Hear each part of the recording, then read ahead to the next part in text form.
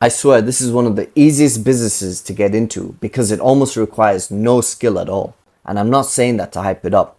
The capital needed is so small compared to most businesses. I started with less than $400 with no experience and no background in fragrance. Absolutely nothing. I had around 10 different scents, roughly 100 bottles, and just a basic sheet of labels I printed from a local shop. That was my entire setup, and even at the time I didn't have any fancy branding or even packaging.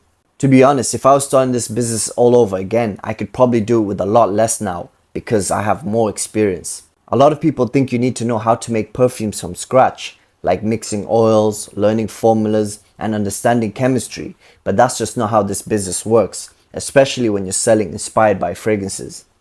The products are already developed and ready to go, so the only thing you need to do is mix them with alcohol and let it marinate for a while before they're ready to sell. The great thing is that you don't need to be a perfumer and you don't need to understand any sort of chemistry at all to start selling fragrances. There was a time I used to think that the people that sold fragrances were making it by themselves at home, like using DIY recipes and certain formulas. That's how lost and clueless I was about the fragrance business. I wouldn't overcomplicate it because it's so simple. I just went on Google and started looking for logos that would fit my brand, and I would use a name generator to come up with a brand name that would fit my business. It took less than a day and my business was born.